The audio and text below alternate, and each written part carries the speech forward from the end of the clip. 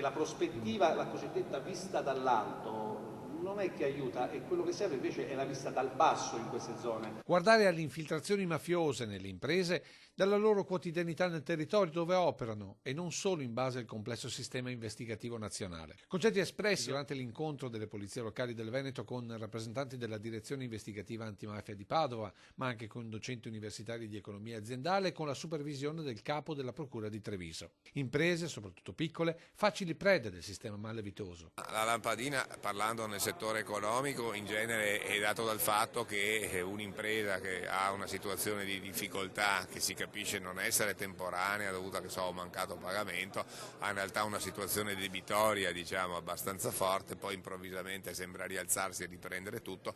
Questo può essere un sintomo che qualcuno ha immesso dentro dei capitali che magari non sono puliti. Ecco perché serve un controllo dal campo e perché l'attività della polizia locale è preziosa, perché arriva anche nelle comunità più piccole, dove molte volte si nasconde la mafia con i guanti bianchi. Non a caso abbiamo questo patto Treviso Sicura che fra poco verrà rifirmato perché era in scadenza, in cui c'è proprio questa necessità, si concretizza, di mettere in rete, di mettere a fattor comune soprattutto le informazioni. Prefetto che avvalla anche il supporto dei cittadini con strumenti come i social che per Treviso sono già evoluti in associazione. Si tratta veramente di un controllo di vicinato, anche di un riappropriarsi di quel sentimento, no, di condivisione dei problemi anche dei vicini. Diversa la valutazione per i vigilantes privati pagati dai cittadini. Io mi auguro che il controllo del territorio integrato con le polizie municipali possa sopperire e quindi non costringere i cittadini a pagarsi il vigilantes. Prefetto che infine ha toccato anche il tema criminalità nel settore cave e rifiuti. Non ci sono confini, no, per la criminalità, quindi questi rifiuti chissà da dove vengono,